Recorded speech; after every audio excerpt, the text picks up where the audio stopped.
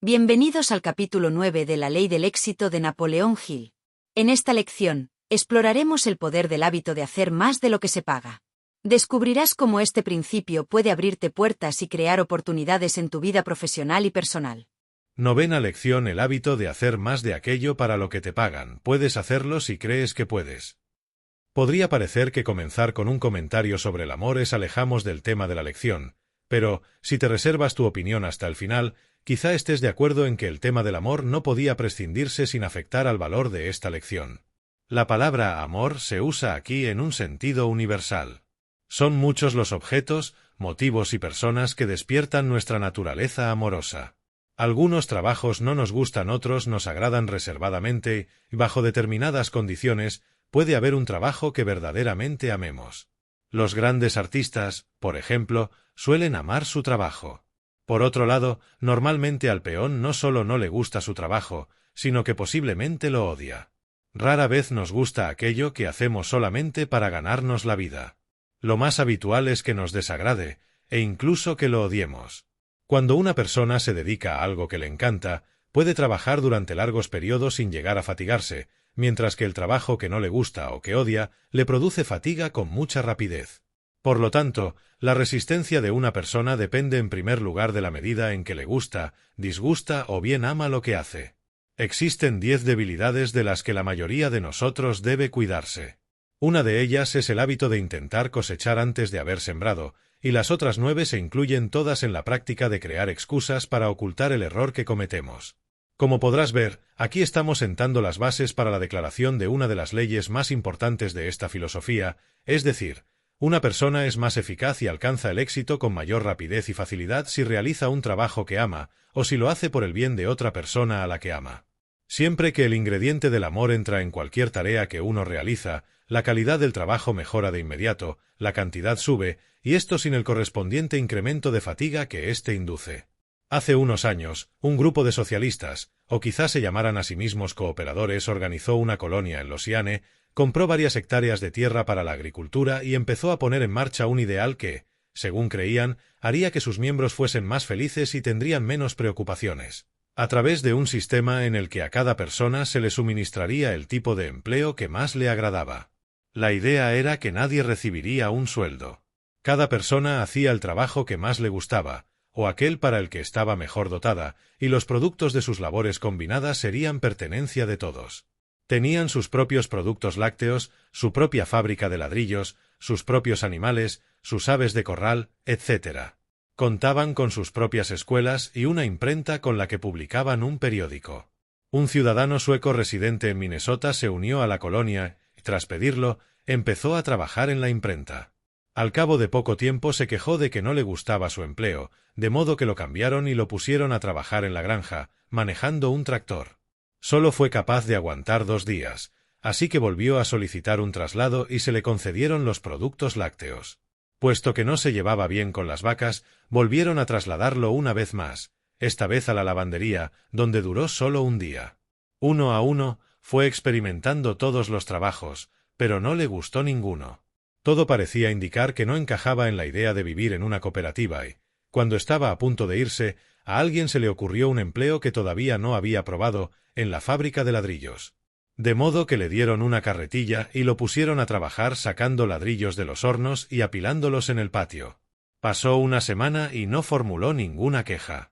Cuando le preguntaron si le gustaba su trabajo, respondió con su acento extranjero que ese era totalmente el trabajo que le gustaba. Imagínate que alguien pueda preferir transportar ladrillos. Sin embargo, ese empleo se ajustaba con su carácter, trabajaba solo, realizando una tarea para la que no había que pensar y que no envolvía ninguna responsabilidad, y eso era exactamente lo que él quería. Permaneció en ese empleo hasta que no quedó ningún ladrillo por transportar y apilar, y luego se marchó de la colonia porque ya no había más trabajo que hacer con los ladrillos. En su opinión, el trabajo bonito y tranquilo se había terminado y quería volver a Minnesota, y así lo hizo.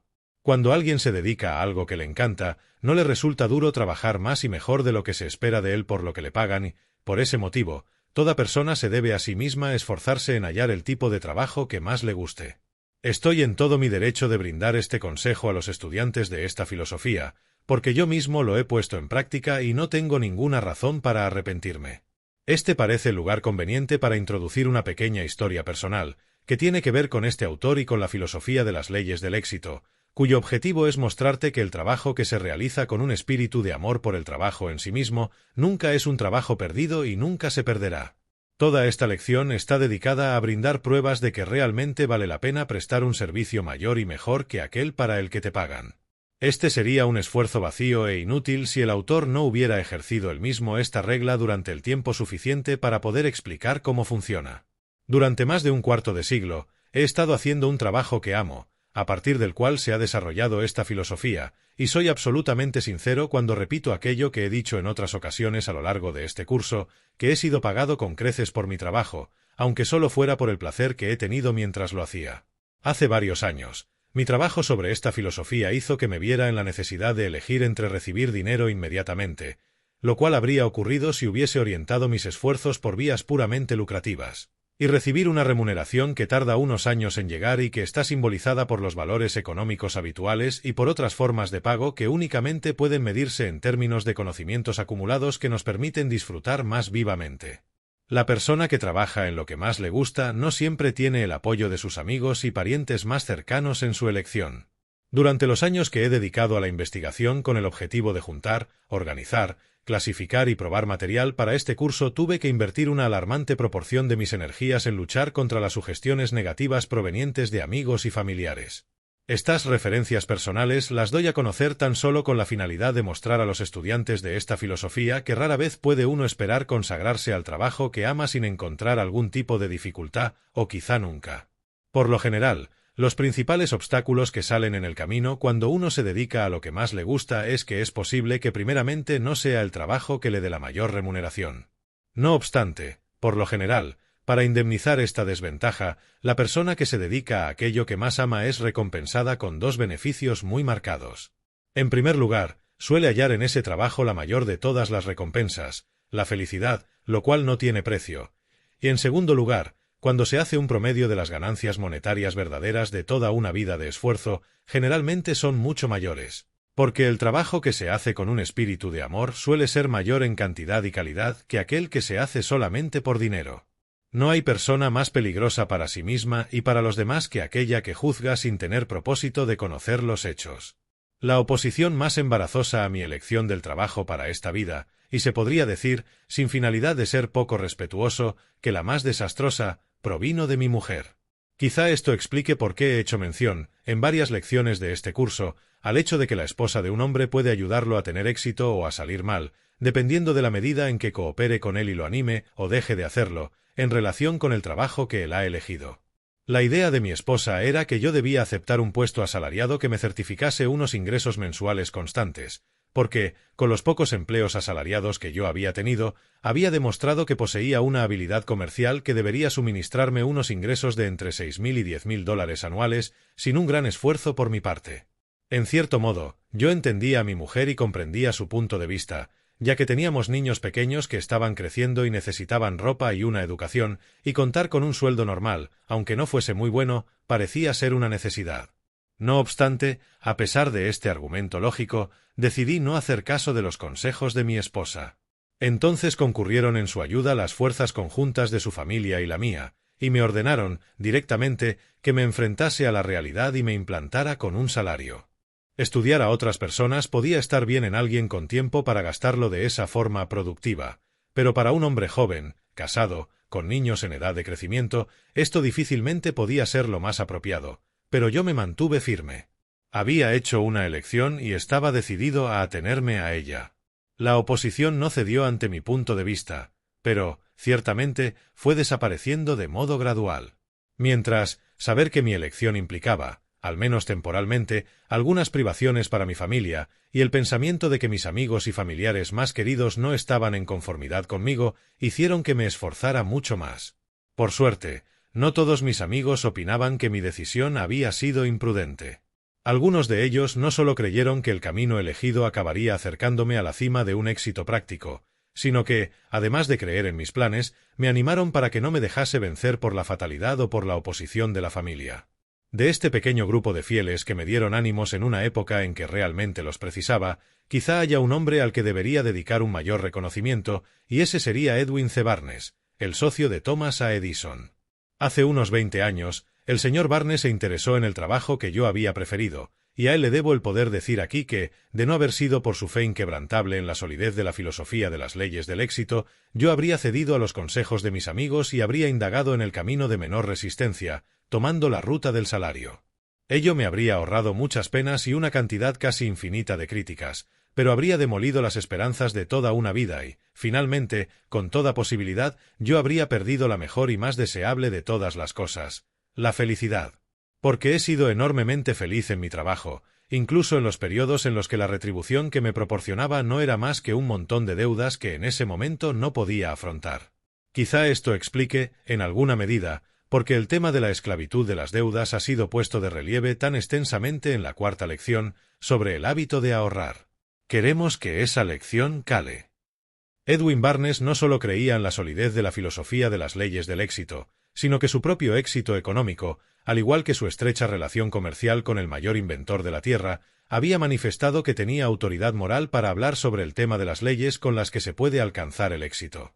Comencé mi investigación con la convicción de que cualquier persona con una inteligencia razonable y un deseo genuino de éxito podía alcanzarlo si seguía unas estipuladas reglas de procedimiento que, por entonces, yo aún desconocía. Quería saber cuáles eran y cómo se podían aplicar. El señor Barnes creía lo mismo que yo. Además, estaba en posición de saber que los maravillosos éxitos de su socio, Edison, se habían producido enteramente por la aplicación de algunos de los principios que más adelante fueron experimentados e incluidos como parte de esta filosofía. Por su manera de pensar, parecía que la acumulación de dinero, disfrutar de una tranquilidad de ánimo y encontrar la felicidad eran cosas que podían conseguirse a través de la aplicación de unas leyes inalterables que cualquier persona podía dominar y aplicar. Yo también lo creía. Ahora esta creencia se ha convertido no solo en una realidad demostrable, sino también en una realidad demostrada, como espero que cada uno de los estudiantes de este curso pueda entender cuando haya llegado a dominarlo. Ten en cuenta que, durante todos esos años de investigación, no solo estuve empleando la ley que se trata en esta lección, haciendo más que aquello para lo que me pagaban, sino que fui mucho más lejos, haciendo un trabajo que en aquel momento no creía que sería remunerado jamás. Por lo tanto, tras esos años de caos, adversidad y oposición, finalmente esta filosofía fue terminada y reducida a unos manuscritos, lista para ser publicada. Durante un tiempo, no pasó nada. Me dormí sobre mis laureles, por así decirlo, antes de dar el siguiente paso a fin de poner esta filosofía en manos de unas personas que yo tenía razones para creer que la recibirían bien. Durante la primera fase de mi experiencia, creí que estas palabras eran vacías y carentes de significado, pero desde entonces he modificado mi creencia ampliamente. En una ocasión fui invitado a dar una charla en Canton, Ohio. Mi llegada había sido bien publicitada y tenía motivaciones para esperar que el público fuera numeroso, pero, por el contrario, la coincidencia con unas reuniones que dos grandes grupos de empresarios estaban celebrando hicieron que el número total de asistentes se sujetara a la afortunada cifra de 13. Siempre he creído que, al margen de lo que uno reciba a cambio de sus servicios, del número de personas a las que está sirviendo o del tipo de gente a la que sirve, debería hacer su trabajo lo mejor posible. Ingresé en el tema de mi charla como si la sala estuviera llena. Por alguna razón, se despertó en mí una especie de rencor por la forma en que la rueda de la fortuna había girado en mi contra y, si alguna vez he dado un discurso convincente, fue esa noche. Sin embargo, en lo más profundo de mi corazón, pensaba que había fracasado. No supe hasta el día siguiente que la noche anterior había hecho historia y que eso estaba predestinado a dar a la filosofía de las leyes del éxito su primer impulso real. Uno de los hombres que se hallaba entre el público, uno de los 13, resultó ser Don R. Mellett, por entonces director del Canton Daily News y de quien hablé concisamente en la lección introductoria de este curso. Aquella noche, cuando terminé de hablar, me fui sigilosamente por la puerta trasera y regresé a mi hotel, pues no quería encontrarme con ninguna de mis 13 víctimas al salir. Al día siguiente, fui invitado al despacho del señor Mellett, ya que la iniciativa había sido suya, dejé que fuera él quien hablara. Empezó diciendo algo así: ¿le importaría contarme toda la historia de su vida, desde los días de su niñez hasta la actualidad? Le dije que lo haría si él era capaz de aguantar la carga de oír un relato tan largo. Dijo que sí, Pero antes de que yo comenzara me advirtió que no prescindiera de ningún aspecto, aunque fuera poco favorable. Lo que quiero que haga, dijo, es que mezcle lo bueno y lo malo y me deje echar una mirada a su alma, pero no desde el punto de vista más favorable, sino desde todos los ángulos. Hablé durante 3 horas, y Mellet me escuchó. No omití nada. Le hablé de mis luchas, de mis errores, de mis impulsos de ser deshonesto cuando las corrientes de la fortuna iban en mí contra con mucha rapidez y de que, al final, había quedado mi buen juicio, pero solo después de que mi conciencia y yo hubiésemos librado un largo combate. Le conté cómo había concebido la idea de organizar la filosofía de las leyes del éxito, cómo había ido reuniendo la información que había incorporado a la filosofía, le hablé de las pruebas que había hecho, a partir de las cuales había eliminado algunos datos y conservado otros. Entre las cosas que intentas eliminar en tus propósitos del año nuevo, incluye la palabra imposible.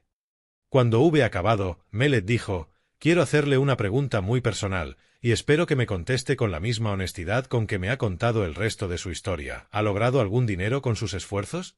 Y, si no es así, ¿sabe por qué no lo ha hecho? No, contesté. No he logrado nada, solo experiencia, conocimientos y algunas deudas, y el motivo, aunque quizá no sea muy razonable, se explica sencillamente. La verdad es que he estado tan ocupado todos estos años tratando de eliminar parte de mi propia ignorancia para poder reunir y organizar inteligentemente los datos que he incorporado en la filosofía de las leyes del éxito, que no he tenido ni la oportunidad ni la inclinación de invertir mis esfuerzos en hacer dinero. Para mi sorpresa, la expresión seria en el rostro de don Mellet se suavizó y se convirtió en una sonrisa, al tiempo que ponía su mano sobre mi hombro y me decía, ya conocía la respuesta antes de que usted me la diera, pero me preguntaba si usted la sabía. Probablemente sabrá que no es el único hombre en el mundo que ha tenido que consagrar las ganancias monetarias inmediatas para poder reunir conocimientos. Pues en realidad su experiencia ha sido la de todos los filósofos, desde los tiempos de Sócrates hasta la actualidad.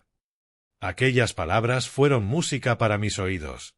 Había reconocido las cosas más difíciles de mi vida, había desnudado mi alma, admitiendo una derrota temporal en cada encrucijada con la que me había hallado en mi lucha, y había concluido todo esto admitiendo que un exponente de las leyes del éxito era, él mismo, un fracaso temporal. ¡Qué inadecuado parecía! Me sentí estúpido, humillado y avergonzado mientras permanecía sentado delante del par de ojos más penetrantes y del hombre más curioso que había conocido jamás. Lo absurdo de todo esto me llegó como un relámpago. La filosofía del éxito, creada y divulgada por un hombre que, obviamente, era un fracaso. Este pensamiento me llegó con tanta fuerza, que lo expresé en palabras. ¿Qué? —exclamó Mellet—, ¿un fracaso? Sin duda, usted sabe la diferencia entre un fracaso y una derrota temporal. Continuó, ningún hombre capaz de crear una sola idea es un fracaso, y mucho menos si ha instituido toda una filosofía que sirve para suavizar las desilusiones y minimizar las penas de generaciones que aún no han nacido. Me pregunté cuál sería el centro de esta entrevista. Mi primera suposición fue que Mellet quería conocer algunos datos para basar en ellos su ataque a la filosofía de las leyes del éxito en su periódico. Quizá este pensamiento fuera producto de mis experiencias anteriores con otros periodistas, algunos de los cuales se habían enfrentado a mí. En cualquier caso, al principio de la entrevista decidí contarle los hechos sin adornos, cualesquiera que fueran las consecuencias. Antes de que me hubiera ido de la oficina de Mellet ya nos habíamos convertido en socios, entendiendo que él desistiría como director del cantón Daily News y se encargaría de la administración de todos mis asuntos en cuanto tal cosa pudiera organizarse. Entretanto, empecé a escribir una serie de editoriales especiales, basados en la filosofía de las leyes del éxito, que se publicaban los domingos en el cantón Daily News. Uno de ellos, titulado El fracaso, que aparece al final de una de las lecciones de este curso, llamó la atención del juez Elbert H. Gary, en aquella época presidente del Consejo de Administración de la United States Steel Corporation. Esto tuvo como consecuencia el inicio de una comunicación entre Mellet y el juez Gary, lo cual, a su vez, llevó a éste a ofrecerse a comprar el curso de las leyes del éxito para sus empleados de la Steel Corporation del modo que se cuenta en la lección introductoria. Las corrientes de la fortuna habían comenzado a soplar a mi favor. Las semillas del servicio que yo había estado diseminando durante un largo periodo de años laboriosos, haciendo más que aquello para lo que me pagaban, finalmente estaban empezando a florecer. A pesar de que mi socio fue asesinado antes de que nuestros planes se hubiesen iniciado, y de que el juez Cary murió antes de que la filosofía de las leyes del éxito pudiera ser reescrita para ajustarse a sus requerimientos, los trabajos de amor perdidos aquella horrible noche en la que hablé ante un público de 13 personas en Canton, Ohio, pusieron en marcha una cadena de acontecimientos que ahora prosperan rápidamente sin ningún pensamiento o esfuerzo por mi parte. No es un abuso de confianza enumerar aquí algunos de los hechos que muestran que un trabajo hecho con amor jamás está perdido y que quienes prestan un mayor y mejor servicio que aquel para el que se les paga, tarde o temprano acaban recibiendo una retribución por mucho más de lo que en realidad hacen. Mientras esta lección se prepara para ir al editor, algunas de las siguientes famosas empresas están considerando prósperamente la compra del curso de las leyes del éxito para todos sus empleados, en tanto que otras ya han hecho las gestiones para comprarlo. Señor Daniel Willard, director de la Baltimore y Ohio Railroad Co., Indian Refining Company, Standard Oil Company, New York Life Insurance Company, la Postal Telegraph Commercial Cable Company, la empresa automotriz Pierce Arrow, la empresa automotriz Cadillac y otras 50 empresas de dimensiones parecidas. Además, un club juvenil que se ha organizado recientemente, similar al IMCA, ha contratado el curso de las leyes del éxito como base para su bosquejo educativo, y calcula que distribuirá más de 100.000 cursos de esta filosofía en los próximos 2 años. Bastante al margen de estas fuentes de distribución, la Rowlston University Press de Meriden, Cannes, ha firmado un contrato para publicar y distribuir el curso de forma individual en toda Norteamérica y posiblemente en algunos otros países. No es posible calcular con exactitud cuántos cursos comerciarán, pero considerando que tienen una lista de envío de aproximadamente 800.000 personas que confían en todo lo que ellos ofrecen para la venta, me parece muy razonable suponer que pondrán cientos de miles de cursos en manos de hombres y mujeres que buscan seriamente los conocimientos transmitidos por la filosofía de las leyes del éxito. Quizás sea innecesario, pero me gustaría explicar que mi único objetivo al contar aquí la historia de cómo la filosofía de las leyes del éxito obtuvo el reconocimiento explicado es demostrar que la ley en la que se basa esta lección realmente funciona en los asuntos prácticos de la vida. De haber podido hacer este análisis sin usar el pronombre personal yo, lo habría hecho. Asterisco asterisco asterisco con el trasfondo de esta historia sobre la filosofía de las leyes del éxito en conjunto, y con esta lección en particular, estarás mejor capacitado para aceptar la sólida ley en la que se basa esta lección. Si tenéis una fe como un grano de mostaza, le diréis a la montaña, muévete a ese lugar y se moverá, y nada será inadmisible para vosotros. Son más de una veintena las razones bien fundadas por las que deberías desarrollar el hábito de prestar un servicio mayor y mejor que aquel para el que te pagan, a pesar de que una gran mayoría de la gente no lo haga. Existen 2 razones para ofrecer un servicio así, las cuales superan en importancia a todas las demás. Estas son, 1 grado. Al crearte la popularidad de ser una persona que siempre presta un servicio mayor y mejor que aquel para el que se le paga, saldrás favorecido por la comparación con aquellas que no lo hacen, y el contraste será tan patente que habrá una ardua competencia por lograr tus servicios, no importa cuál sea tu trabajo. Sería un insulto a tu inteligencia ofrecer pruebas de la solidez de esta afirmación, porque tal cosa es obvia. Tanto si te consagras a dar sermones, practicar la abogacía, escribir libros, enseñar en una escuela o a excavar zanjas, serás más valioso y podrás exigir una mejor paga en cuanto se te reconozca como una persona que hace más que aquello para lo que se le paga. 2 degrees. Con mucho, la razón más importante por la que deberías prestar un servicio mayor que aquel para el que se te paga, que es básica y esencial en su naturaleza, se podría describir así: supón que quieres desarrollar un brazo derecho fuerte, y supón que tratas de hacerlo amarrándolo a tu costado con una cuerda, inutilizándolo y proporcionándole un largo descanso. La falta de uso lo fortalecería, o produciría en él parálisis y debilidad, con el resultado final de que te lo tendrían que amputar. Sabes que si quieres tener un brazo derecho fuerte puedes desarrollarlo simplemente haciéndolo trabajar fuertemente. Si quieres saber cómo se puede fortalecer un brazo, mira el de un herrero. De la resistencia viene la fuerza. El roble más fuerte del bosque no es el que está protegido de la tormenta y que se esconde del sol, sino el que está al raso, donde se ve obligado a pelear por su existencia contra el viento, la lluvia y el sol abrasador.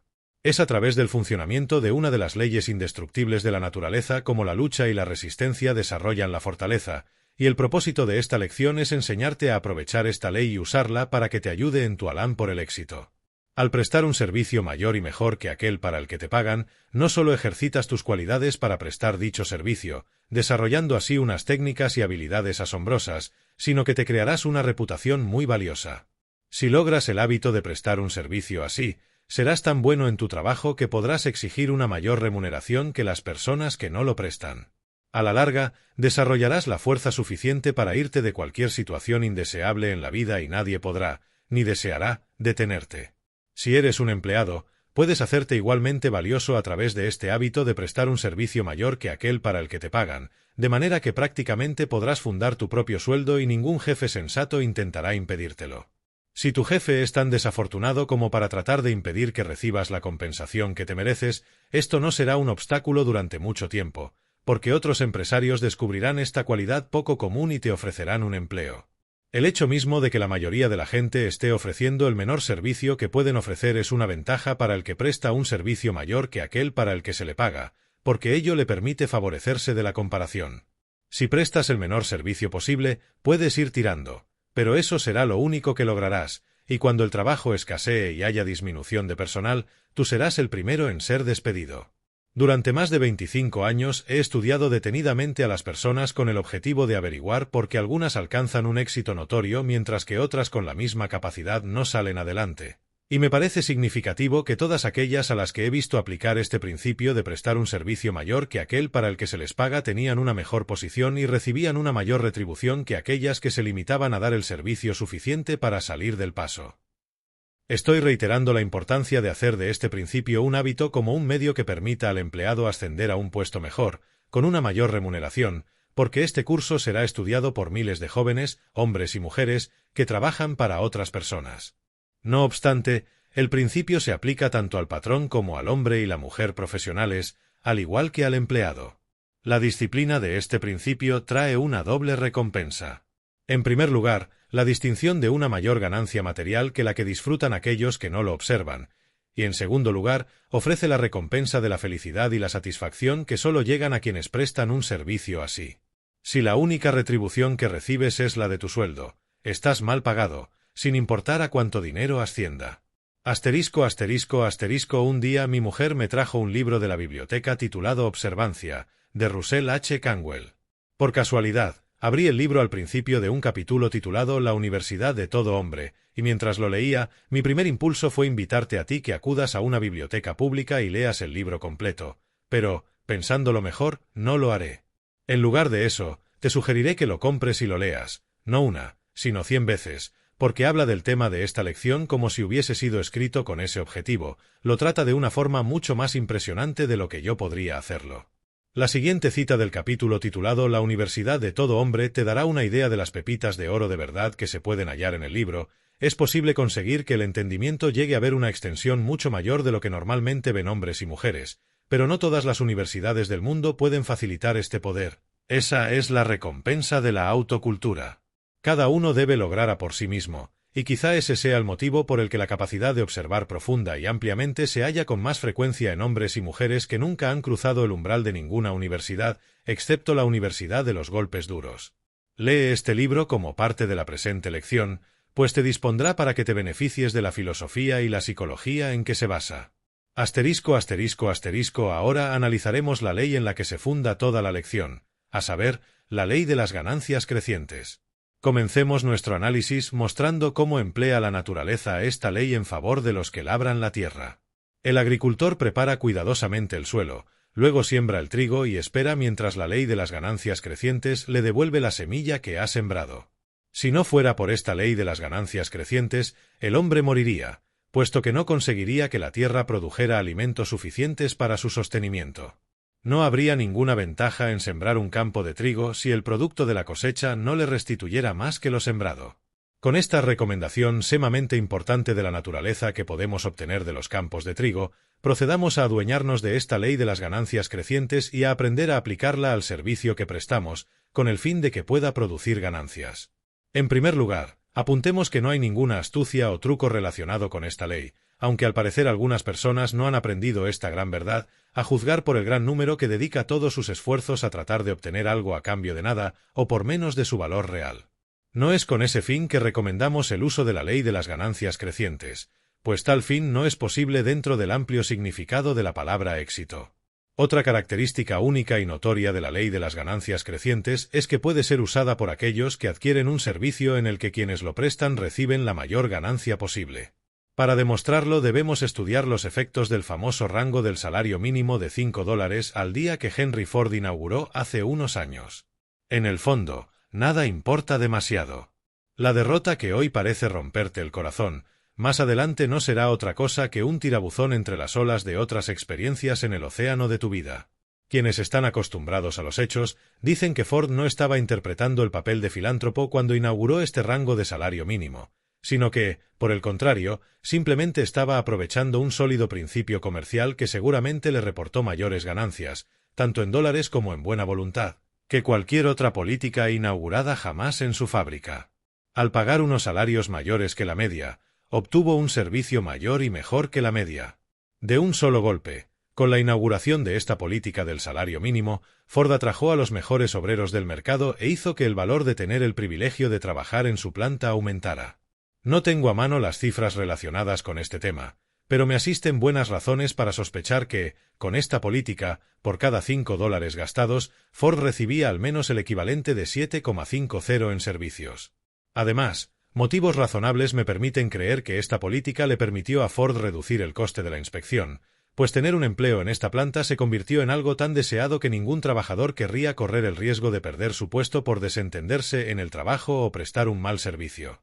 Mientras otros empresarios se veían obligados a depender de una inspección costosa para obtener el servicio que les concernía, y por el que estaban pagando, Ford recibía el mismo servicio, o mejor, con un método menos caro de hacer que el empleo en su planta fuera muy valorado.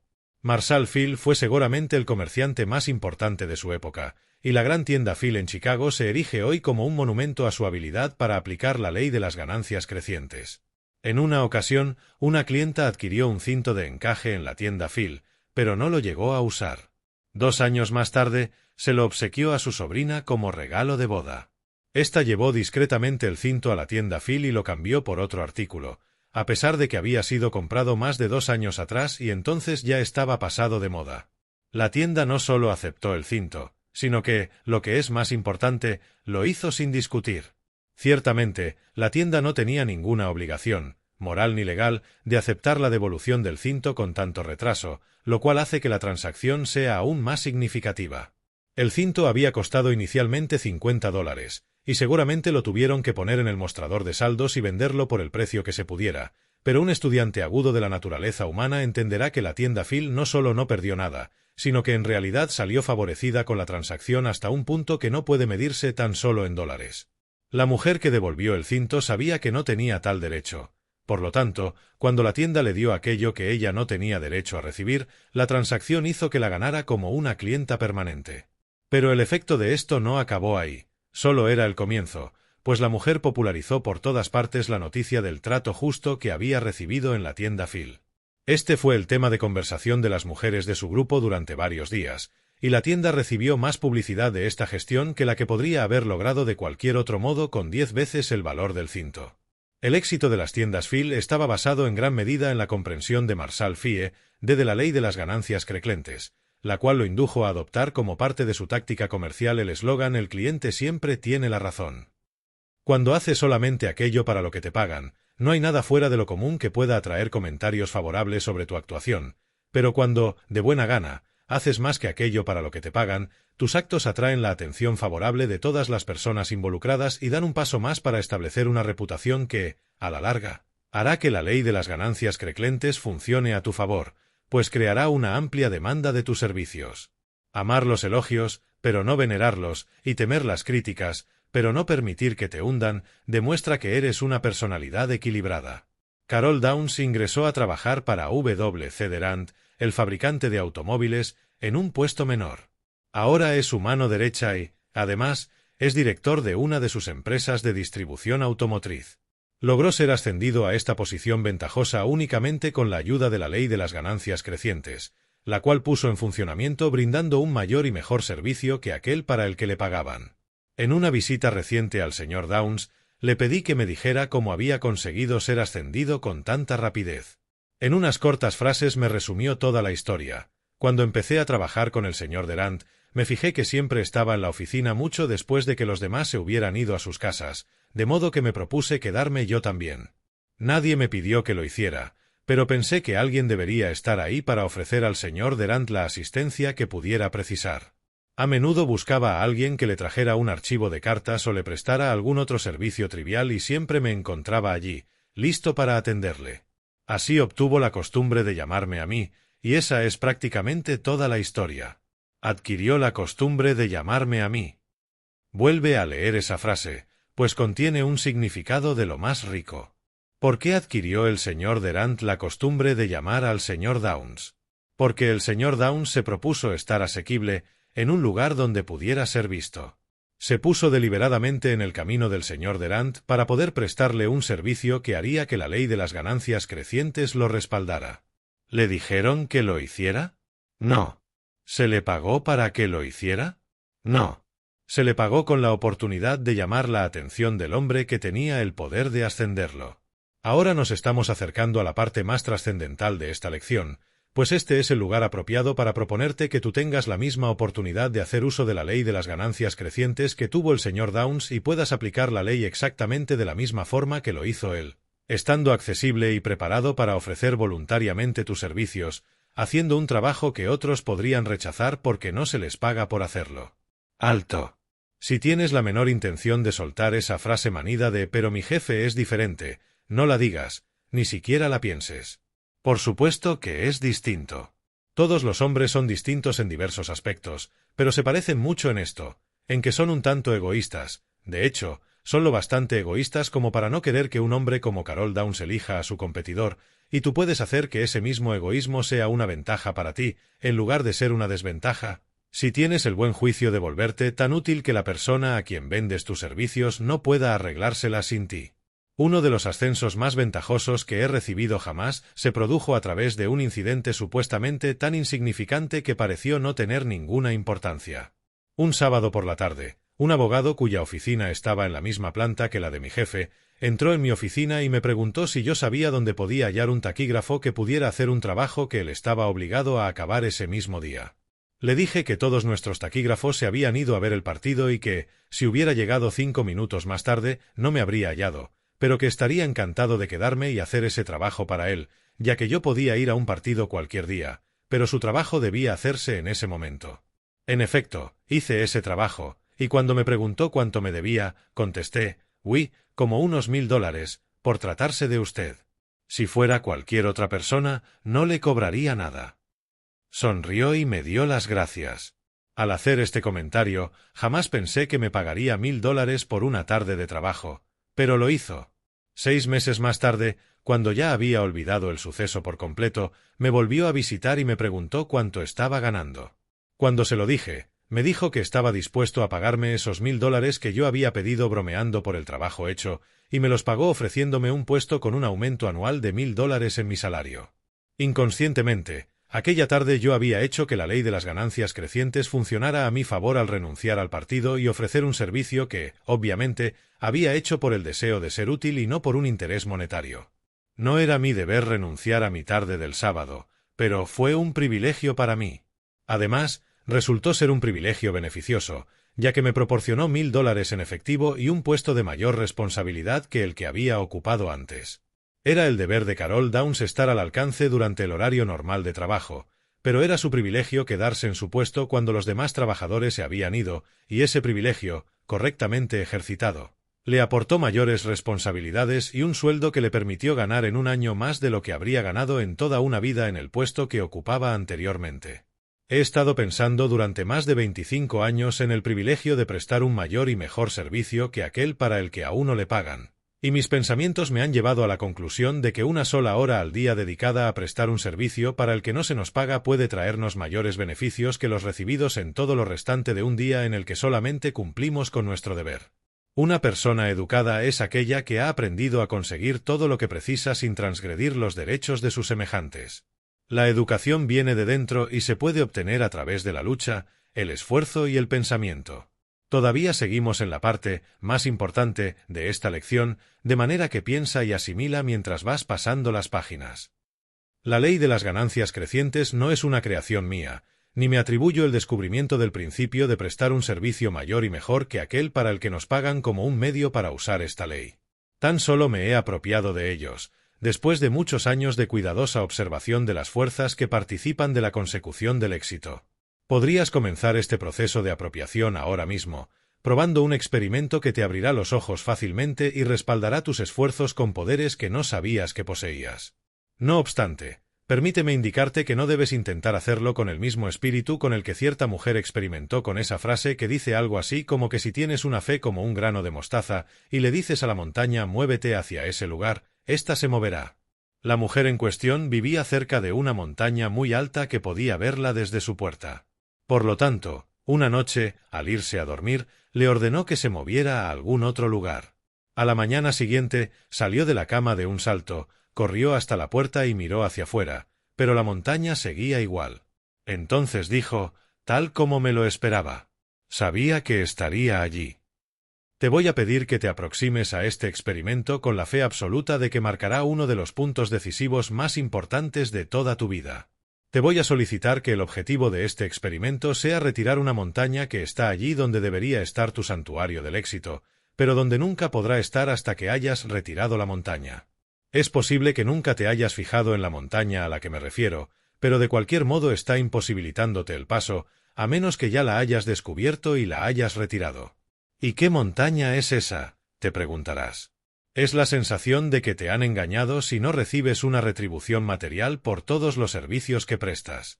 Este sentimiento puede estar expresándose inconscientemente y destruyendo los principios mismos de tu templo del éxito de muchísimas maneras que tú no has observado. En la gente de condición muy humilde, este sentimiento suele buscar expresarse en unos términos semejantes a estos: no me pagan para hacer eso, y si lo hago seré un idiota. Ya sabes a qué clase de personas me refiero, te las has topado en muchas ocasiones, pero nunca has conocido ni a una sola persona de este tipo que tenga éxito, y nunca lo tendrá. El éxito debe ser atraído a través de la comprensión y la aplicación de unas leyes que son tan inmutables como la ley de la gravitación. No puede ser arrinconado y capturado como si se tratara de un buey salvaje. Por este motivo, se te pide que hagas el siguiente experimento con el objeto de familiarizarte con una de las leyes más importantes, es decir, con la ley de las ganancias crecientes. El experimento. Durante los próximos 6 meses, plantéate prestar un servicio útil al menos a una persona al día, y no esperes ni aceptes una remuneración económica. Realiza este experimento con fe en que revelará, para tu uso, una de las leyes más poderosas que intervienen en la obtención de un éxito duradero, y no te decepcionarás. La realización de este servicio puede adoptar más de una veintena de formas. Por ejemplo, podrías prestarlo personalmente a una o más personas específicas, o podrías prestarlo a tu jefe, en forma de un trabajo que hagas después de tu horario laboral. Por otro lado, puedes prestarlo a perfectos desconocidos a los que no esperes volver a ver. No importa a quién prestes este servicio, siempre y cuando lo hagas de buena gana y solamente con el objetivo de beneficiar a los demás. Si llevas a cabo este experimento con la actitud mental adecuada, descubrirás que todos los que se han habituado a la ley en la que se basa han descubierto, principalmente, que no puedes prestar un servicio sin recibir una compensación, del mismo modo que no puedes dejar de prestar un servicio sin sufrir la pérdida de una distinción. Causa y efecto, medios y fines, semilla y fruto, no pueden ser separados, dice Emerson, porque el efecto ya florece en la causa, el fin preexiste en el medio y el fruto en la semilla. Si sirves a un maestro ingrato, sírvele más. Cada gesto será remunerado. Cuanto más tiempo se retenga el pago, mejor para ti, porque interés compuesto sobre interés compuesto es la razón y el uso de este tesoro. La persona que siembra un pensamiento hermoso en la mente de otra, presta al mundo un servicio mayor que el que prestan todos los quisquillosos juntos. La ley de la naturaleza es: haz lo que tengas que hacer y tendrás el poder, pero quienes no realizan lo que tienen que hacer no tienen el poder. Los hombres sufren durante toda su vida por la tonta superstición de que los pueden engañar. Pero es tan imposible que un hombre sea engañado por alguien que no sea él mismo, como lo es que una cosa exista y no exista al mismo tiempo. En todos nuestros tratos hay una tercera persona silenciosa. La naturaleza y el alma de las cosas se comisiona a la garantía de realización de todos los contratos. Antes de comenzar el experimento que se te ha solicitado que hagas, lee el ensayo de Emerson sobre la compensación, pues te ayudará muchísimo a entender por qué lo estás haciendo. Es posible que ya hayas leído Compensación, vuélvelo a leer. Uno de los fenómenos extraños que verás en relación con este ensayo es el hecho de que, cada vez que lo leas, descubrirás nuevas verdades que no percibiste en lecturas anteriores. Hace unos años fui invitado a dar un discurso de graduación ante los alumnos de una universidad del Este.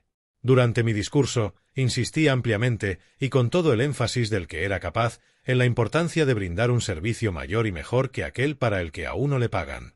Cuando hube acabado, el rector y el secretario de la universidad me invitaron a un almuerzo. Mientras comíamos, el secretario se volvió hacia el director y le dijo: «Acabo de descubrir lo que está haciendo este hombre. Está instalándose a la delantera en el mundo, ayudando primero a los demás a adelantar». En esa corta frase, había resumido la parte más importante de mi filosofía sobre el tema del éxito. Es literalmente verdadero que uno puede tener un éxito mayor y más rápido si ayuda a los demás a tener éxito. Hace unos 10 años, cuando me dedicaba a la publicidad, conseguí toda mi clientela empleando los fundamentos en los que se basa esta lección. Hice que mi nombre estuviera en las listas de seguimiento de diferentes casas de venta por correo y recibía su literatura. Cuando recibía una carta de venta, un folleto o una carpeta que me parecía que yo podía mejorar, empezaba a trabajar en ello prontamente. Lo mejoraba y luego lo mandaba de vuelta a la empresa que me la había mandado con una carta en la que decía que esta no era más que una pequeña muestra de lo que yo era capaz de hacer, que tenía una gran cantidad de buenas ideas y que estaría encantado de prestar un servicio habitual a cambio de una paga mensual. Esto, frecuentemente, hacía que solicitaran mis servicios. En una ocasión, recuerdo que la empresa fue lo bastante deshonesta como para apropiarse de mi idea y usarla sin pagarme por ella, pero esto resultó ser una ventaja para mí, de la siguiente forma: un miembro de la empresa que estaba familiarizado con la transacción, comenzó un negocio y, como resultado del trabajo que yo había realizado para sus antiguos socios, por el cual no me habían pagado, solicitó mis servicios pagándome más del doble de lo que podría haber ganado con su empresa anterior. Así pues, la ley de la compensación me devolvió, con un interés compuesto añadido, aquello que yo había perdido al ofrecer un servicio a unas personas deshonestas. Si yo estuviera buscando un campo rentable para trabajar hoy en día, lo hallaría poniendo en acción este plan de reescribir la literatura de ventas como un medio de crear un mercado para mis servicios. Quizá hallaría a otras personas que se apropiarían de mis ideas sin pagarme por ellas, pero, por lo general, la gente no suele hacerlo, por la simple razón de que sería más rentable para ellos tratarme con justicia y luego conseguir mis servicios continuados. Años atrás, fui invitado a dar una charla ante los estudiantes de la escuela Palmer, en Davenport, Loe. Mi manager hizo los arreglos para que aceptara la invitación en los términos usuales vigentes en aquella época, que eran de $100 por la charla, más los gastos del viaje. Cuando llegué a Davenport, me encontré con un comité de recepción que me esperaba en la estación, y aquella noche me dieron una de las bienvenidas más cálidas que había recibido en mi carrera pública hasta ese instante. Conocí a muchas personas encantadoras de las que obtuve muchos datos valiosos que fueron provechosos para mí. Por lo tanto, cuando me pidieron la cuenta de mis gastos para que la escuela pudiera entregarme un cheque, les dije que ya habían sido pagados, con creces, por todo lo que había aprendido durante mi estancia. Rechacé los honorarios y regresé a mi oficina, en Chicago, sintiéndome muy bien pagado por el viaje. A la mañana siguiente, el Dr. Palmer habló ante los 2000 estudiantes de su escuela y anunció lo que yo había dicho acerca de sentirme pagado con lo que había aprendido, y añadió: «En los 20 años que llevo administrando esta escuela, he conseguido que muchísimos conferenciantes hablaran ante los estudiantes. Pero esta es la primera vez que tengo de conocer a un hombre que rechaza sus honorarios porque se ha sentido pagado por sus servicios de otra manera. Este hombre dirige una revista nacional. Les recomiendo que se suscriban a ella, porque un hombre así debe saber muchas cosas que ustedes precisarán tener en cuenta cuando comiencen a trabajar y ofrezcan sus servicios». A mediados de esa semana, recibí más de 6000 suscripciones a la revista que yo dirigía, y durante los 2 años siguientes esos 2000 estudiantes y sus amigos mandaron más de $50.000 para suscripciones. Dime, si puedes, ¿cómo o dónde podría haber invertido $100 de una forma tan beneficiosa como esta, al negarme a aceptar mis honorarios y haciendo así que la ley de las ganancias crecientes funcionara a mi favor? En esta vida pasamos por 2 periodos importantes. Uno es el periodo durante el cual reunimos, clasificamos y organizamos conocimientos, y el otro es ese periodo en el que luchamos por ser reconocidos. Primero debemos aprender algo que necesita un esfuerzo mayor que el que estamos dispuestos a poner en la tarea, pero después de haber aprendido muchas cosas que pueden ser útiles para los demás, seguimos afrontándonos al problema de convencerlos de que podemos ser y es útiles. Una de las razones más importantes por las que siempre deberíamos no solo estar preparados para brindar un servicio, sino también estar dispuestos a hacerlo, es que cada vez que lo hacemos tenemos una oportunidad más para manifestarle a alguien que somos competentes. Avanzamos un paso más hacia la meta de obtener el reconocimiento preciso que todos merecemos. En lugar de decirle al mundo, enséñame tu dinero y yo te mostraré lo que puedo hacer, dale la vuelta a la regla y di, déjame que te muestre mis servicios para que pueda ver tu dinero, si es que estos te gustan.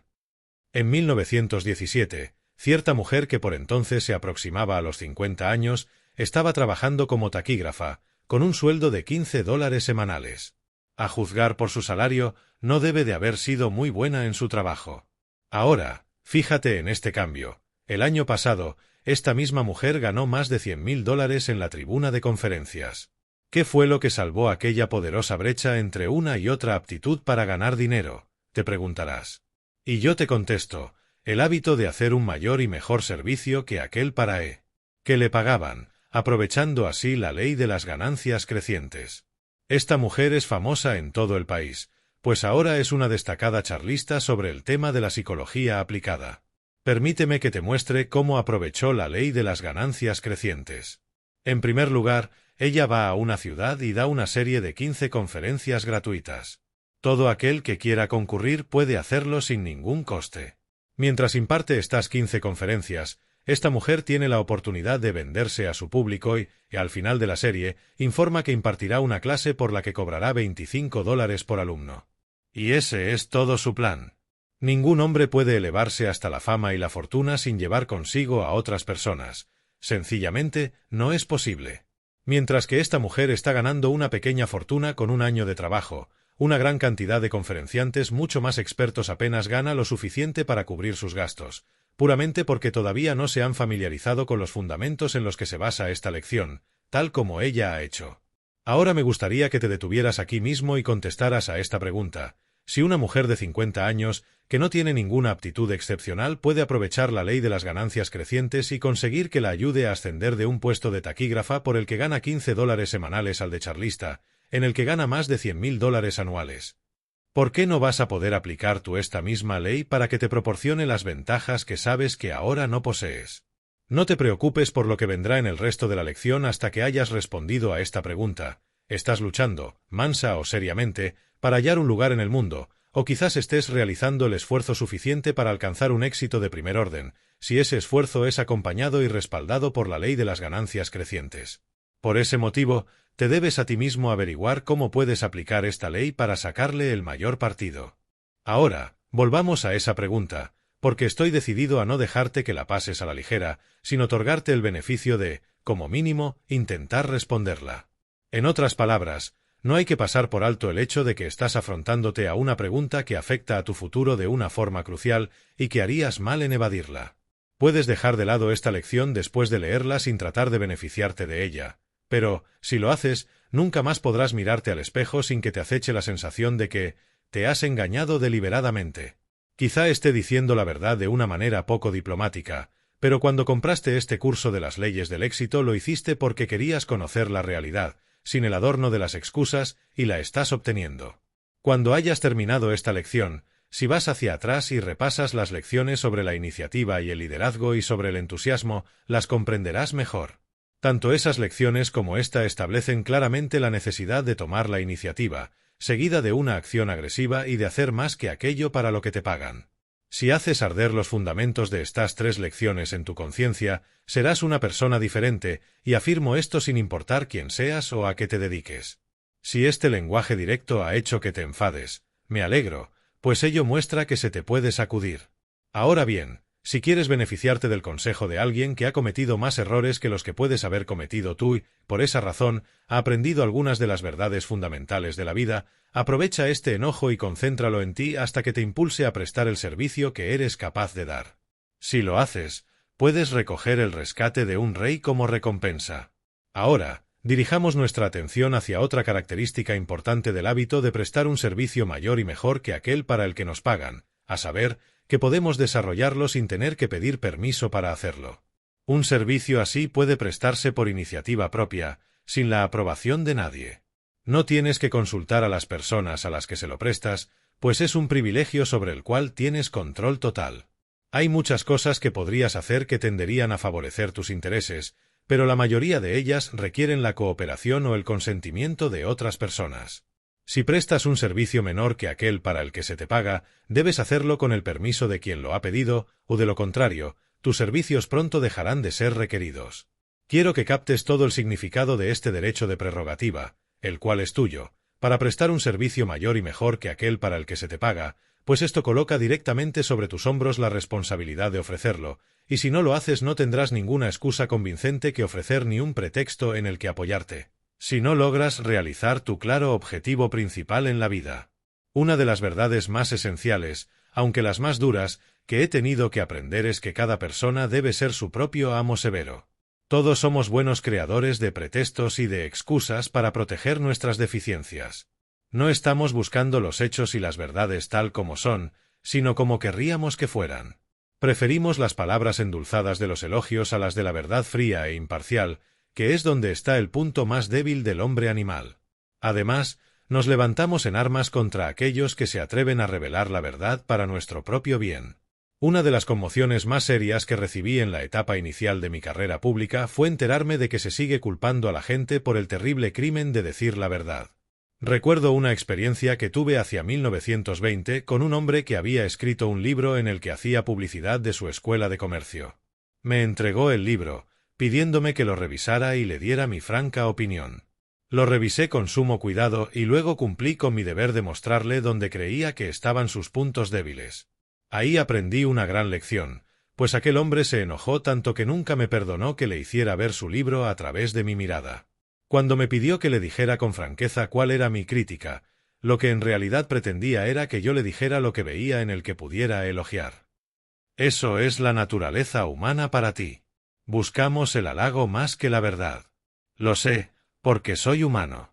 Todo esto es una preparación para la cuchillada más cruel que debo ocasionarte, esto es, sugerirte que las cosas no te han ido tan bien como cabía esperar porque no has aplicado en la medida suficiente la verdad expuesta en la 8ª lección, sobre autocontrol, para hacerte responsable de tus propios errores y fallos. Para hacerlo hay que tener autocontrol y en abundancia. Si le pagaras $100 a una persona que tuviera la habilidad y el valor de hacerlo, para que te extirpara la vanidad, el engreimiento y el amor a los elogios a fin de que pudieras ver la parte más débil de tu carácter, el precio sería bastante razonable. Vamos por la vida tropezando, cayendo y luchando hasta caer de rodillas, y volviendo a tropezar y a caer, evaluándonos y cayendo, finalmente, en la derrota, esencialmente porque olvidamos o directamente nos negamos a conocer la verdad sobre nosotros mismos. Desde que he descubierto algunos de mis propios puntos débiles a través de mi trabajo ayudando a otras personas a descubrir los suyos, me sonrojo avergonzado cuando veo la vida en retroceso y pienso en lo ridículo que debo de haber parecido a los ojos de aquellos que podían verme como yo no quería hacerlo. Nos paseamos ante las sombras alargadas de nuestra propia vanidad e imaginamos que son nuestro yo real, mientras que las pocas almas despiertas con las que nos hallamos están en el fondo y nos miran con lástima o con desprecio. Espera un momento. Todavía no he terminado contigo. Me has pagado para que investigue en las profundidades de tu verdadero yo y haga un inventario introspectivo de lo que hay allí, y voy a hacer mi trabajo bien hecho, en la medida de mis posibilidades. No solo te has estado mintiendo en cuanto a la verdadera causa de tus fracasos del pasado, sino que has tratado de colgar esas causas en la puerta de otra persona. Cuando las cosas no iban como tú querías, en lugar de aceptar la plena responsabilidad por la causa, decías, «Vaya trabajo. No me gusta cómo me tratan, de modo que voy a dejarlo». No lo niegues. Ahora, deja que te murmure un secreto al oído, un secreto que he tenido que extraer de aflicciones, penas y castigos innecesarios y muy duros, en lugar de dejar el trabajo porque había dificultades que dominar y problemas que superar, deberías haberte enfrentado a la realidad, y entonces habrías sabido que la vida misma es sencillamente una larga serie de superaciones de dificultades y obstáculos. La medida de una persona se puede tomar con gran precisión viendo hasta qué punto se adapta a su entorno y es capaz de adjudicarse la responsabilidad por todas las adversidades con las que se encuentra, tanto si éstas surgen de una causa que está bajo su control, como si no. Todos los vendedores se favorecerán recordando que nadie quiere algo de lo que otra persona se está tratando de deshacer. Ahora bien, si sientes que te he dado palos con excesiva severidad, ten piedad de mí, compañero de viaje, pues seguramente sabrás que he tenido que castigarme a mí mismo más duramente de lo que te he castigado a ti. Tengo pocos enemigos, afortunadamente para ellos, porque han sido lo bastante mediocres y despiadados como para decir algunas cosas sobre mí que me obligaron a desprenderme de algunos de mis defectos más serios, primariamente aquellos que no sabía que poseía. Me he beneficiado de las críticas de esos enemigos sin tener que pagarles por sus servicios con dinero, aunque les he pagado de otras formas. No obstante, no fue hasta hace algunos años cuando percibí algunos de mis defectos más notorios, los cuales atrajeron mi atención mientras estudiaba el ensayo de Emerson sobre la compensación, particularmente el siguiente trozo: nuestra fuerza emana de nuestra debilidad. La indignación que se arma de fuerzas secretas no despierta hasta que nos pinchan, nos pican y nos disparan hiriéndonos gravemente. Un gran hombre siempre quiere ser pequeño. Mientras está sentado en el cojín de la ventaja, se queda dormido. Cuando lo empujan, lo atormentan y lo derrotan, tiene la oportunidad de aprender algo. Tiene que hacer uso de su inteligencia, de su hombría. Ha conseguido información, ha conocido su ignorancia, se ha curado de la enfermedad de la vanidad, consigue la moderación y verdadera habilidad. El hombre sabio siempre se lanza aliado de sus agresores. Le interesa más a él que a ellos hallar su punto débil. La culpa es más segura que el elogio. Detesto que me defiendan en un periódico. Mientras todo lo que digan lo digan contra mí, siento una cierta seguridad de tener éxito. Pero en cuanto me dicen almibaradas palabras de elogio, me siento como alguien que está indefenso frente a sus enemigos. Estudia esto, la filosofía del inmortal Emerson, pues podría servirte como una fuerza revolucionaria que templará tu metal y te preparará para las batallas de la vida, como el carbón templa al acero. Si eres una persona muy joven, precisas estudiarla más aún, pues a menudo se requieren las duras realidades de muchos años de experiencia para disponerte a fin de asimilar y aplicar esta filosofía. Es mejor que comprendas estas grandes verdades como consecuencia de la presentación poco diplomática que he hecho de ellas, que verte obligado a conocerlas a través de las no tan tolerantes fuentes de la fría experiencia. La experiencia es una maestra que no tiene favoritos. Cuando yo te permito favorecerte de las verdades que he recogido de las enseñanzas de esa maestra fría y poco comprensiva llamada experiencia, estoy esforzándome por exponerte mi inclinación a ti, lo cual me hace recordar, en cierta medida, las épocas en que mi padre solía cumplir con su deber conmigo, en la leñera, empezando siempre con esta muestra de su alentadora filosofía: hijo, esto me duele a mí más que a ti. Asterisco, asterisco, asterisco. Así, nos acercamos al final de esta lección sin haber agotado las posibilidades del tema, mejor dicho, sin haber hecho más que arañar su superficie. Me viene a la mente la historia de un libro muy antiguo, a través de la cual puedo traspasar a tu mente el significado principal de esta lección. Esta historia tuvo lugar en la ciudad de Antioquía, en la antigua Roma, hace 2000 años, cuando la gran ciudad de Jerusalén y toda la tierra de Judea estaban bajo los resguardos de Roma. La figura principal de la historia era un joven judío llamado Ben-Hur, quien fue falsamente acusado de un crimen y sentenciado a trabajos forzados como remero en la galera. Atado a un banco en la nave y obligado a tirar cansadamente de los remos, Ben-Hur desarrolló un cuerpo muy fuerte.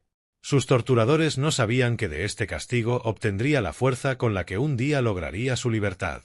Quizá ni siquiera el propio Ben-Hur tuviera esa esperanza. Entonces llegó el día de las carreras de carros romanos, el día que estaba destinado a que Ben-Hur dejara las cadenas que lo ataban a los remos y obtuviera su libertad. Una pareja de caballos no tenía conductor. Desesperado, su dueño buscó la ayuda del joven esclavo por sus fuertes brazos y le rogó que ocupara el lugar del conductor ausente. Cuando Ben-Hur tomó las riendas, un poderoso grito emergió de quienes lo observaban: «¡Mira, mira! ¡Qué brazos! ¿De dónde los ha sacado?», gritaron. A lo que Ben-Hur contestó: «De los remos de la galera». La carrera había comenzado. Con esos fuertes brazos, Ben-Hur condujo serenamente ese par de enérgicos caballos a la victoria, una victoria que le hizo ganarse su libertad. La vida misma es una carrera de carros, y la victoria solo le llega a quienes han desarrollado la fuerza de carácter, la osadía y el poder de voluntad para ganar. Lo que importa es que desarrollemos esta fuerza a través del cruel confinamiento en los remos de la galera, siempre y cuando la usemos para que nos traiga, finalmente, la victoria y la libertad. Es una ley inmutable que la fuerza surge de la resistencia. Si sentimos lástima del pobre herrero que manipula un martillo de más de 2 kilos durante todo el día, también debemos admirar el maravilloso brazo que desarrolla al hacerlo. Debido a la naturaleza dual de todas las cosas, en el trabajo como en la vida, no puede haber ningún engaño, dice Emerson. El ladrón se roba a sí mismo. El estafador se estafa a sí mismo. Porque el verdadero precio del trabajo es el conocimiento y la virtud, de los que la riqueza y el reconocimiento son señales. Las señales, al igual que el dinero, pueden ser adulteradas o robadas, pero aquello que representan, a saber, el conocimiento y la virtud no pueden ser adulterados ni robados. Henry Ford recibía semanalmente 15.000 cartas de personas que le rogaban que les entregase una parte de su riqueza, pero que pocas de estas almas ignorantes entendían que la verdadera riqueza de Ford no se medía por los dólares que tenía en el banco, ni por las fábricas que tenía, sino por la reputación que se había ganado al brindar un servicio útil a un precio razonable. ¿Y cómo obtuvo esa reputación? Evidentemente, no fue prestando el menor servicio posible y cobrando por el todo lo que pudiera sacar de sus clientes. La propia maniobra y trama de la filosofía comercial de Ford es la siguiente: el mejor producto al menor precio posible. Cuando otros fabricantes de automóviles suben sus precios, Ford los baja. Cuando otros empresarios bajan los sueldos, Ford los sube. ¿Qué ha ocurrido? Esta táctica ha hecho que la ley de las ganancias crecientes respalde a Ford de una forma tan eficiente que se ha convertido en el hombre más rico y más poderoso del mundo. Hay, buscadores de riqueza necios y cortos de vista, que regresáis de la caza diaria con las manos vacías. ¿Por qué no aprendéis la lección de hombres como Ford? ¿Por qué no invertís vuestra filosofía y dais para poder recibir? No hay hombres holgazanes. Lo que parece ser un hombre holgazán es solo una persona desafortunada que no ha hallado el trabajo que mejor se le acomoda. La vida, en el mejor de los casos, es solo un breve periodo de años. Como una vela, se nos prende, parpadeamos durante unos instantes y luego nos apagamos. Si nos hubiesen traído aquí con el objetivo de acumular tesoros para usarlos en una vida que está más allá de la oscura sombra de la muerte, ¿no es acaso posible que la mejor forma de reunir esos tesoros sea prestando todos los servicios posibles a todas las personas que podamos, con un espíritu de bondad y perspicacia? Espero que estés de acuerdo con esta filosofía. Esta lección debe terminar aquí, pero no está acabada, en absoluto. Donde yo dejo la cadena del pensamiento, ahora es tu deber recogerla y desarrollarla a tu propia forma y para tu propio beneficio. Por la naturaleza misma del tema de esta lección, nunca puede terminarse, pues nos conduce hacia el corazón de todas las actividades humanas. Su objetivo es hacer que tomes los fundamentos en los que se basa y los uses como un estímulo que hará que tu mente se expanda, y libere así las fuerzas latentes que son tuyas. Esta lección no fue escrita con el propósito de enseñarte algo, sino que fue pensada como un medio para hacer que te enseñes a ti mismo una de las grandes verdades de la vida. Fue pensada como una fuente de educación, en el verdadero sentido de deducir, extraer, desarrollar desde dentro esas fuerzas de la mente que están disponibles para que las uses. Cuando prestas el mejor servicio de que eres capaz, luchando cada vez por superar todos tus esfuerzos anteriores, estás haciendo uso de la manera más alta de educación. Por lo tanto, cuando prestas un mayor y mejor servicio que aquel para el que te pagan, más que ningún otro, te estás favoreciendo del esfuerzo. La maestría en el campo laboral que has elegido solo puede ser alcanzada mediante la realización de un servicio así. Por este motivo, debes hacer que esto forme parte de tu claro objetivo principal para procurar superar todas tus marcas anteriores en todo lo que hagas. Deja que sea parte de tus hábitos diarios y síguelo con la misma disciplina con que comes tus comidas. Plantéate brindar un servicio mayor y mejor que aquel para el que se te paga y hete aquí que, antes de que te des cuenta de lo que ha ocurrido, descubrirás que el mundo está dispuesto a pagarte por más de lo que haces. Un interés compuesto sobre un interés compuesto es el valor que se te pagará por ese servicio. Tú has de decidir por completo exactamente cómo tendrá lugar este aumento piramidal de ganancias. Ahora bien, ¿qué vas a hacer con lo que has aprendido de esta lección? ¿Y cuándo? ¿Y cómo? ¿Y por qué? Esta lección no puede ser de ningún valor para ti a menos que te induzca a adoptar y utilizar los conocimientos que te ha ofrecido. Siempre hay sitio para la persona de la que se puede confiar que entregará las mercancías cuando expresa que lo hará. El conocimiento se convierte en poder exclusivamente mediante su organización y su uso. No lo olvides. Nunca podrás llegar a ser un líder si no haces más que aquello para lo que se te pagan, y no puedes llegar a tener éxito si no desarrollas el liderazgo en la ocupación que has preferido. Con la ayuda de la mente, el hombre ha descubierto muchos datos interesantes acerca de la Tierra en la que vive, sobre el aire y el éter que llenan el espacio infinito que lo rodea, y sobre los millones de otros planetas y cuerpos celestes que flotan en el espacio. Con la ayuda de un pequeño invento mecánico, concebido por la mente, llamado espectroscopio, el ser humano ha descubierto, a una distancia de 150 millones de kilómetros, la naturaleza de las sustancias de las que está compuesto el Sol. Hemos pasado por la edad de piedra, la edad de hierro, la edad de cobre, la era del fanatismo religioso, la era de la investigación científica, la era industrial, y ahora entramos en la era del pensamiento. De los restos de las edades bárbaras por las que ha pasado el ser humano, ha guardado una gran cantidad de material que es un buen alimento para el pensamiento. Aunque durante más de 10.000 años se libró una lucha entre la ignorancia, la superstición y el miedo en un bando y la inteligencia en el otro, el hombre ha obtenido algunos conocimientos favorables.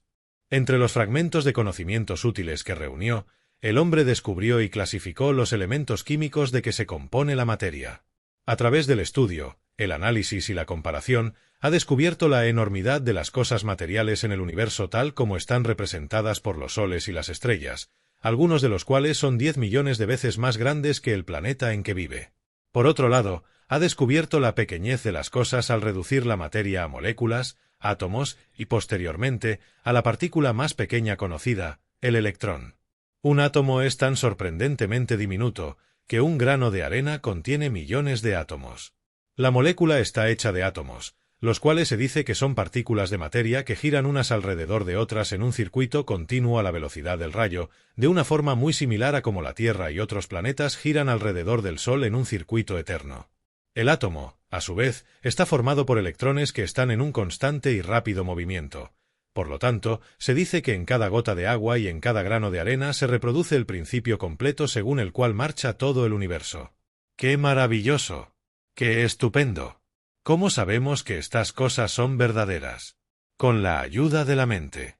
Puedes hacerte una ligera idea de la dimensión de todo ello la próxima vez que comas un bistec, recordando que, en un análisis final, ese bistec que está en tu plato y el plato mismo y la mesa en la que estás comiendo y los cubiertos que estás utilizando, están todos hechos del mismo material en última instancia.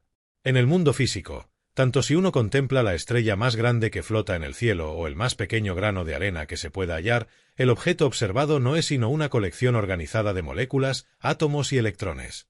Un electrón es una forma de poder indivisible, compuesta por un polo positivo y otro negativo. El hombre sabe mucho sobre la realidad física del universo. El próximo gran hallazgo científico será el hecho, ya existente, de que cada cerebro humano es una estación emisora y receptora, que cada vibración de pensamiento librada por el cerebro puede ser recogida e interpretada por todos los demás cerebros que están en armonía con ella, o en sintonía con la velocidad vibratoria del cerebro emisor. ¿Cómo logró el hombre los conocimientos que posee acerca de las leyes físicas de la Tierra? ¿Cómo supo lo que ha pasado antes de su época y durante el periodo no civilizado? Congregó estos conocimientos al retroceder en las páginas de la historia de la naturaleza y al ver ahí pruebas irrebatibles de millones de años de lucha entre animales de una inteligencia menor. Al ir hacia atrás en las grandes páginas de piedra, ha descubierto huesos, esqueletos, huellas y otras pruebas indiscutibles que la madre naturaleza ha mantenido a lo largo de unos periodos de tiempo increíblemente dilatados para que las pudiera inspeccionar. Ahora el hombre está a punto de dirigir su atención a otra parte de la historia de la naturaleza, una en la que se ha escrito una leyenda de grandes esfuerzos mentales que ha tenido lugar en el ámbito del pensamiento. Esta página está representada por el éter ilimitado que ha recogido, y que todavía lleva, cada vibración de pensamiento que la mente del hombre ha liberado jamás. Ningún ser humano ha podido modificar jamás esta gran página de la historia de la naturaleza. Sus registros son positivos y pronto podrán ser desarrollados con claridad. No se ha permitido ninguna interpolación por parte del hombre. No puede haber ninguna duda de la realidad de la historia que está escrita en esta página. Gracias a la educación, en el sentido de desplegar, deducir, extraer, desarrollar dentro de la mente humana, ahora la historia de la naturaleza está siendo interpretada. La leyenda de la larga y peligrosa lucha ascendente del ser humano está escrita en las páginas de esta historia, que es la más grande de todas. Todo aquel que haya subyugado parcialmente los 6 miedos básicos descritos en otra de las charlas del autor en esta serie, y que haya conquistado la superstición y la ignorancia, puede leer lo que ha quedado registrado en la historia de la naturaleza. A todos los demás, este privilegio les está negado. Por este motivo, Posiblemente, hoy en día sean muy pocas las personas en el mundo entero que se encuentren siquiera en el primer nivel en lo que respecta a la lectura de esta historia. Es posible que todavía sean menos las personas que sepan algo o hayan oído hablar alguna vez acerca de la química de la mente, a través de la cual dos o más mentes puedan combinarse en un espíritu de perfecta armonía, de manera tal que nazca una mente que tenga la capacidad sobrehumana de la historia de la vibración del pensamiento tal como ha sido escrita y como existe hoy por hoy en los registros del éter. El recientemente descubierto principio de la radio ha cerrado las bocas de los incrédulos y ha hecho que los científicos se dirijan a toda prisa hacia nuevos campos de experiencia. Cuando emerjan de este campo de investigación, nos demostrarán que comparar la mente tal como la comprenderemos hoy en día con la mente del mañana es casi como comparar la inteligencia de un renacuajo con la de un profesor de biología que conoce a fondo toda la vida animal, desde la ameba hasta el hombre. Vamos a hacer una corta visita a algunos de los hombres poderosos que en la actualidad viven y que están haciendo uso del poder creador mediante la combinación de dos o más mentes en un espíritu de armonía. Comenzaremos con tres hombres muy conocidos, de los que se sabe que son muy exitosos en sus respectivos campos de trabajo.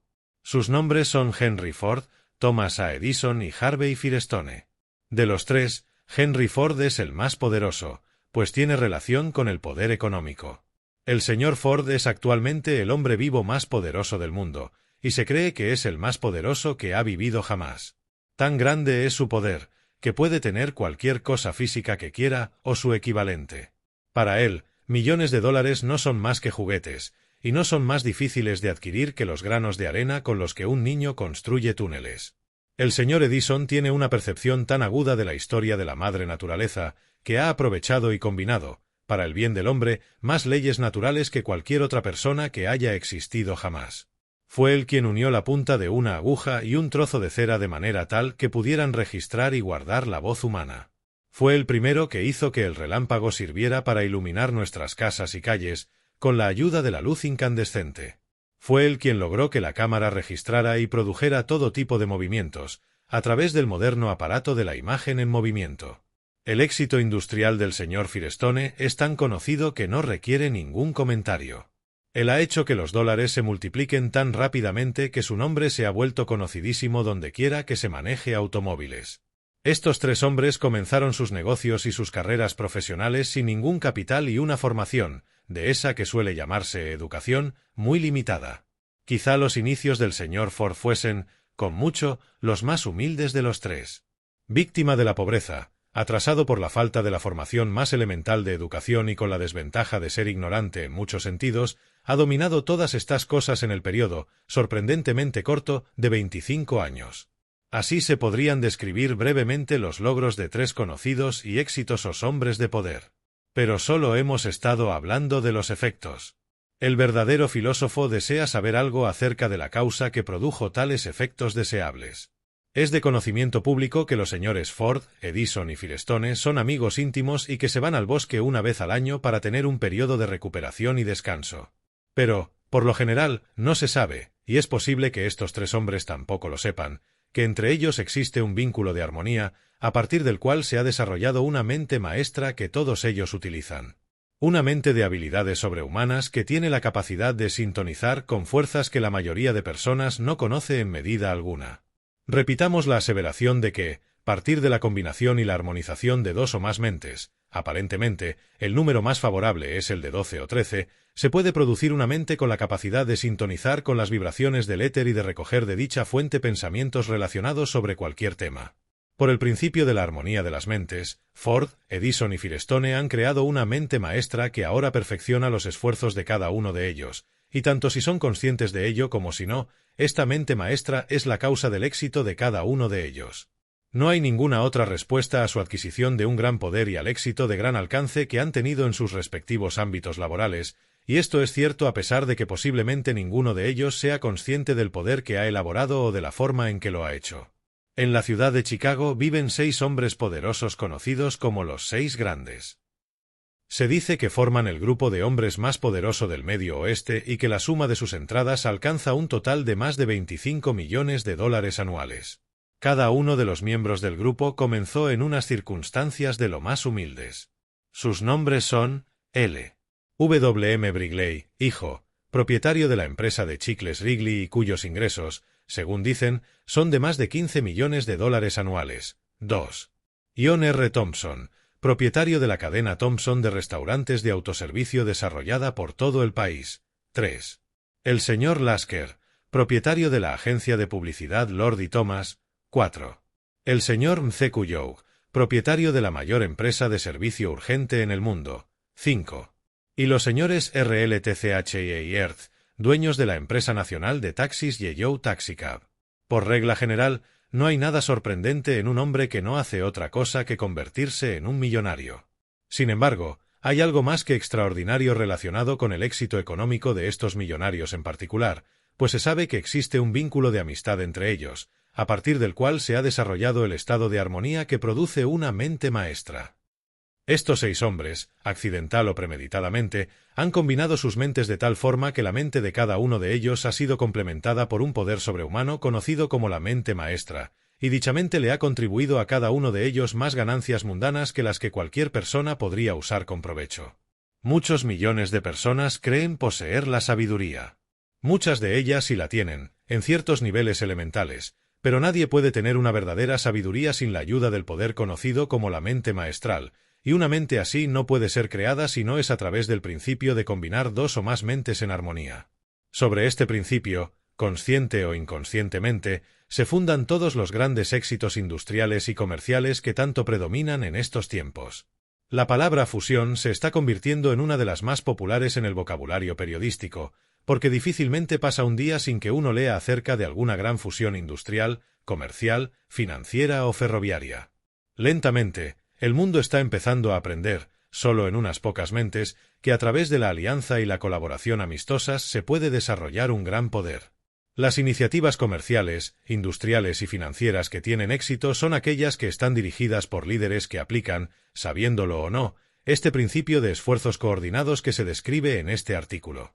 Si quieres ser un gran líder en cualquier diligencia, rodéate de otras mentes que puedan combinarse en un espíritu de cooperación de manera tal que puedan funcionar como una.